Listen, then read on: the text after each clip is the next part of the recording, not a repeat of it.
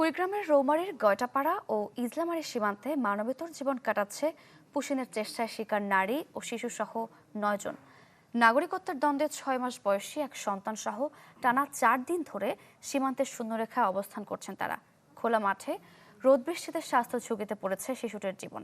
এদিকে দেশের বিভিন্ন সীমান্তে পুশিন ঠেকাতে সতর্ক অবস্থানে রয়েছে বিজিবি। দিনরাত স্থানীয়দের সাথে নিয়ে টহল দিচ্ছে সীমান্তরক্ষী বাহিনী।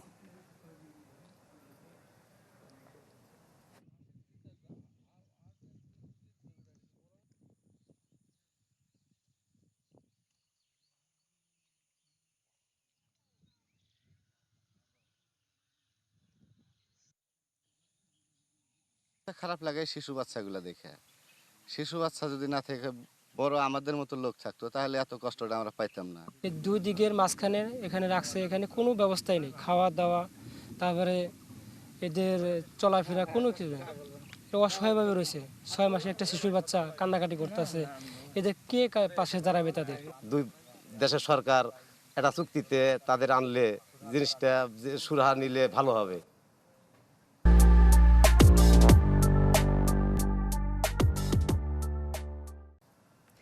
সীমান্ত পরিস্থিতির আরও খবর জানবো। কুড়িগ্রাম এবং কুষ্টিয়া থেকে যুক্ত হচ্ছেন আমাদের দুজন সহকর্মী। আমরা শুরুতেই কুড়িগ্রামের খবর জানবো, সেখান থেকে আছেন সহকর্মী গোলাম মাওলা সিরাজ। সিরাজ, যে আসলে আমরা যেমনটা বলছিলাম সকাল থেকেই যে সীমান্তে যে ৯ জন, দুটো শিশু সহ তাদের আসলে খুব একটা খারাপ সময় তারা পার পার করছে। আহ, একদিকে বৃষ্টি, অন্যদিকে রোদ, ঠিক খাবার নেই, ঠিক পানিটাও নেই। যদিও স্থানীয় লোকজন নানাভাবে তাদেরকে সহযোগিতা করার চেষ্টা করছে, কারণ তারপরেও নোম্যান্স ল্যান্ডে থাকার কারণে অনেকেই কিন্তু তাদের কাছে পৌঁছতে পারছে না, কারণ ওপারে বিএসএফ, এপারে বিজিবির কড়া নিরাপত্তা বা পাহারা। সবকিছু মিলেই এই আজকে ৩ দিন পার হয়ে গেছে, আজকে ৪ দিন চলছে। এই ৯ জন মানুষের এখন বলা যায় যে মানবিক বিপর্যয়ের মতো ঘটনা সেখানে চোখে পড়ছে। বিশেষ করে শিশু দুটিকে যে সবসময় কান্নাকাটি করছে, দূর থেকে সেটাও শোনা যাচ্ছে, স্থানীয় লোকজন সেটা বলছে। আর অন্যান্য যে সীমান্তগুলো রয়েছে সেই সীমান্তগুলো কিন্তু গেল রাতে খুব বেশি আমরা সেরকম খবর পাইনি যে বিএসএফ এর পুশিংয়ের চেষ্টার খবর, তৎপরতার খবর। তবে তার আগের রাতেও কিন্তু তারা চেষ্টা করেছিল। তবে এখন পর্যন্ত শঙ্কার যে জায়গা, সেই জায়গাটাই কিন্তু রয়েছে সীমান্তবাসীরা এবং বিজিবি। কারণ এখনো কিন্তু ওপারে বিএসএফ এর যে ক্যাম্পগুলো রয়েছে সেখানে মানুষের আনাগোনা তারা দেখতে পাচ্ছেন। সেখানে তাদের মনে হচ্ছে যে লোকজন ধরে এনে এনে সেখানে তারা জড়ো করছেন, যে কোনো মুহূর্তে কিন্তু তারা পুশিং করতে পারেন। এই যে একটা শঙ্কা, এই একটা উৎকণ্ঠা, এটা কিন্তু পুরো সীমান্ত এলাকা জুড়েই রয়েছে। যদিও বিজিবি বলছে যে আসলে নতুন করে পুশিংয়ের সুযোগ পাবে না। এই হচ্ছে কুড়িগ্রামের সীমান্ত পরিস্থিতি এরকম। সিরাজ, ধন্যবাদ আপনাকে। আমাদের সঙ্গে কুষ্টিয়া থেকে আছেন সহকর্মী শরীফ বিশ্বাস। শরীফ,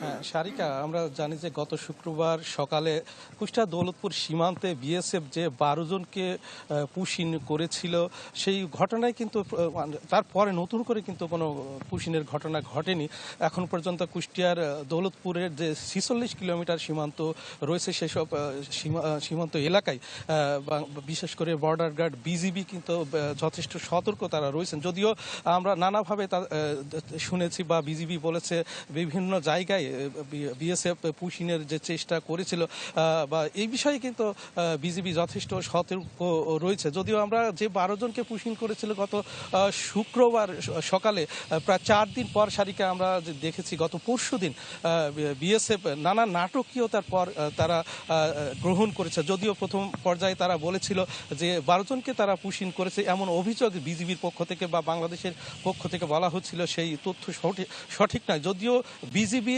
প্রমাণ করতে সক্ষম হয়েছে বা বাংলাদেশ প্রমাণ করতে সক্ষম হয়েছে যে বিএসএফ যে ১২ জনকে পুশিন করেছিল তারা অবশ্যই ভারতের নাগরিক, এবং তাদেরকেই গত পরশুদিন আমরা সকাল ১১টার সময় যেটি জেনেছি অনেকটা সংগোপনেই তারা তাদের এই ১২ জনকে তারা ফেরত নিতে বাধ্য হয়। তারপর থেকেই কুষ্টিয়া দৌলতপুরের যে সীমান্ত এরিয়া রয়েছে, বৃহৎ এরিয়া রয়েছে, সেই এরিয়ার যথেষ্ট সতর্কতা অবলম্বন করেছে। বিশেষ বিশেষ করে দৌলতপুর 47 ব্যাটালিয়নের যিনি কমান্ডিং অফিসার রয়েছেন রাশেদ কামাল, তিনি বলেছেন বিজিবি যথেষ্ট সতর্ক অবস্থায় রয়েছে, যে কোনো অপ্রীতিকর ঘটনা এড়াতে তারা কঠোর অবস্থানে থাকার কথা দৃঢ় প্রত্যয় কিন্তু তারা ব্যক্ত করেছেন। সারিকা। শরীফ, ধন্যবাদ আপনাকে।